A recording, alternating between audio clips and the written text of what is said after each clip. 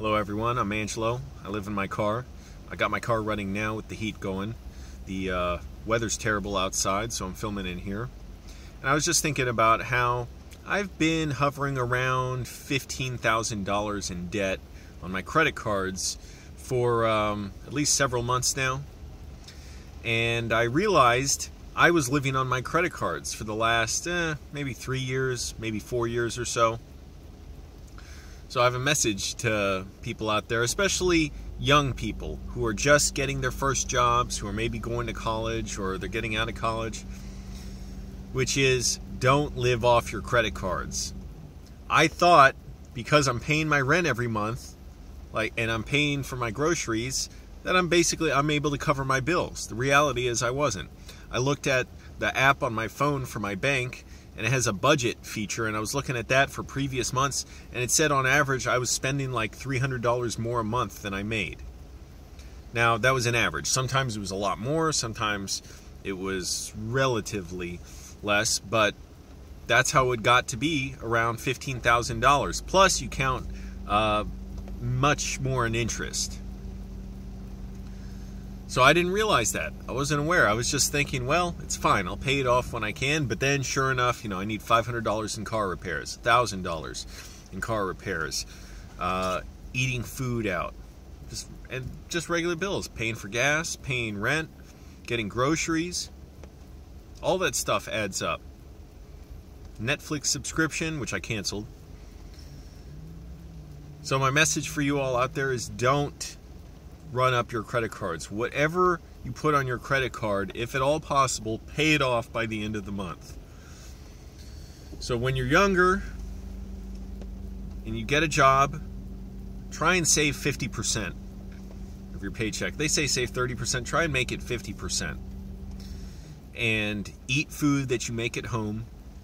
It sucks. You basically already are trying to live like a person on a very low income, not because in the moment you're worried about your money necessarily, especially if you're living with your parents, but because in the future it's going to screw you up badly. Also, live with your parents if you can. It sucks how expensive rent is, how high housing prices are. It's absolutely absurd. It's outrageous. And yet jobs don't pay enough, and there aren't enough good ones, and you got to get a $100,000 education just to have a really well-paying job for the most part. There are trades, there are other things. You can start a business potentially. Most businesses fail. But my recommendation for young people out there, one, get a job. Get just about any job you can. Try and do it well. A lot of you would probably just be working in retail, and it's just kind of learning how to have responsibility and how to deal with people. That was my first time I ever had responsibility, working at a movie theater. I was like, oh, I'm surprised. Adults are relying on me to do things. And I was surprised it's not like in TV shows where your boss is always telling you what to do. I didn't know that didn't happen. I thought you wait for your boss to tell you stuff. No, you just gotta do your job.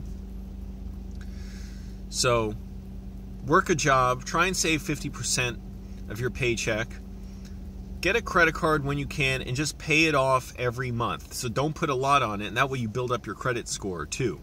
It's ridiculous that's used for, job applications. Yes, your credit score can be used for it. For instance, if you work in a bank, they want to see that you're, financially responsible, so you're not likely to steal money from the bank. Apartment applications, I don't know what else. Car application, yeah. When you're trying to buy a car and get a car loan. Excuse me. But save money, work a job regularly, always try and save half your income, get a credit card, pay it off every month, live with your parents if you have to for a while, and also think ahead as far as how you're going to have to live as an adult. I did not. I completely did not plan for that. So now I'm living in my car. But the other aspect of that is organize, demonstrate, protest, lobby. Lobby for the working class, lobby for affordable housing. It doesn't have to be, by the way, the government just ponying up money for housing in an area like around D.C., Arlington, Virginia. The county website says an average one-bedroom apartment goes for $1,678 a month. That's obscenely expensive. Most people cannot afford that around here. So it's not a matter of, like, I think that the government or some other organization should just pay $1,600 a month for people's rent. No, we can get that number way down. How? First of all, stop working with companies that we pay billions and hundreds of billions of dollars to make weapons and battleships to kill poor people in other countries, and we don't have money for poor people here. So first of all, just get rid of that system of, back and forth, very incestuous, of government and politicians, supposedly, high-minded people looking after the public good, but it's really just enriching a few people. And what you're paying for around here is to be in proximity to those people. So cut out that stuff. Cut out the nonsense, the waste. Military is the #1 polluting, organization in the world, the U.S. military. At least that's what I read today. And it's perfectly believable. They have massive battleships, tons of jets, bombs, vehicles, all kinds of horrible waste. On top of the human cost in lives to American service people and people around the world who get killed and wounded and are forever scarred. So get rid of it, and it's for nothing. So cut that out. Get rid of that. And then we could have people here lobbying for things like more land zoned for apartments, because as it is, not much land can get zoned for apartments. Why?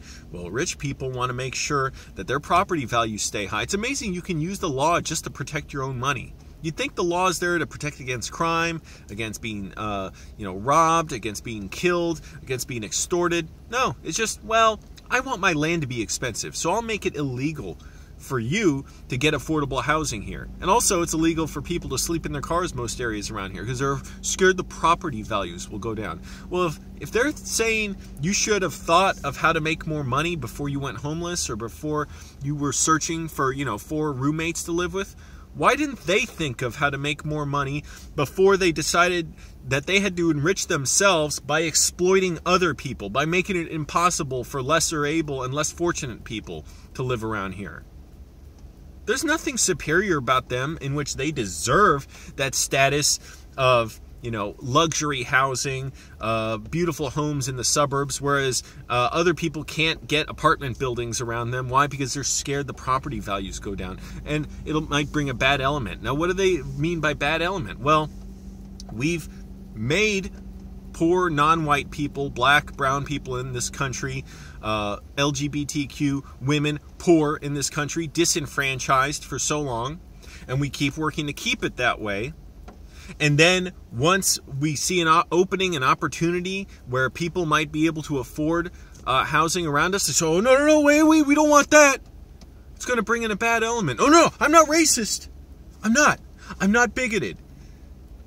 But you support a system that has exploited black and brown people for hundreds of years in this country.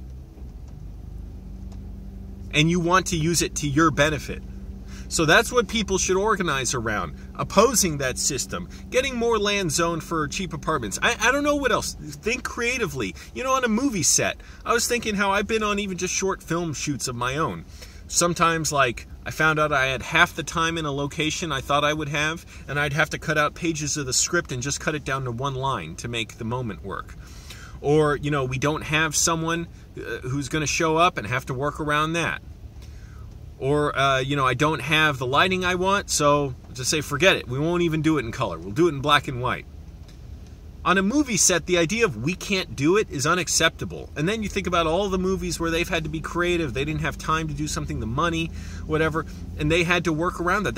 It's totally unacceptable to say, well, it's just how it is. We can't do anything about it. We're stuck. No, you get creative. You come up with something even better. That's the solution for housing as well. It's not just I'm saying, well, just put more apartments here, because of course we got over-congested roads and public transportation system that's not sufficient to meet our needs, and bridges that need repairs, and not enough parking around here, unsafe intersections, unsafe streets because they're not designed well. So we just got to get creative about it. But we don't think in terms like that. We think, well, that's just how it is. And, you know, the rich get richer and poor get poorer. Anyways, credit card debt. Lobby on behalf of getting affordable housing, getting better jobs, being able to organize with each other, have solidarity with each other, young people out there. Get a job, save half your money, have an eye towards the future, just an eye towards it. You don't have to think about it all the time, because eventually it's going to arrive, like for me. And get a credit card and just pay it off every month. Now, one last message, if you're even watching this far. I just got a P.O. box. I announced it yesterday. I'll announce it again. I'm going to put it in the description. Here's the address. P.O. Box 3394 235 North Glebe Road, Arlington, Virginia, 22203.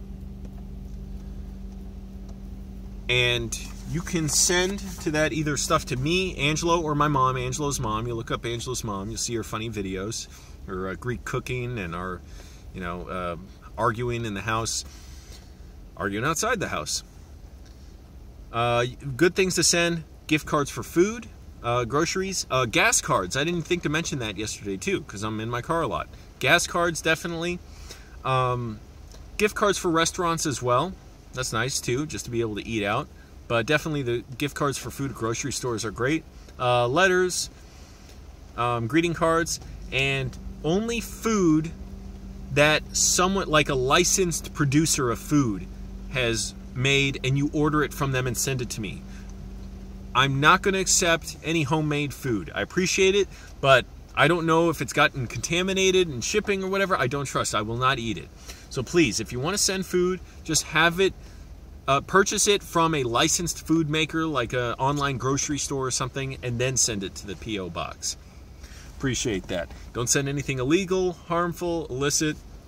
You know, I'm assuming everyone out there wants to do something positive. Again, you can send letters to, greeting cards to me or my mom, business inquiries. I don't know why people say that, like, send business inquiries in mail. Who doesn't have the option of sending business inquiries in email? But if someone out there wants to do that, that's fine too. But really, just try and email it. Also, not many people are really trying to do business inquiries with me. Anyways, have an eye on your credit card debt. Keep it down, because now I'm behind the curve and I got to get on top of it. Thanks for watching, everybody.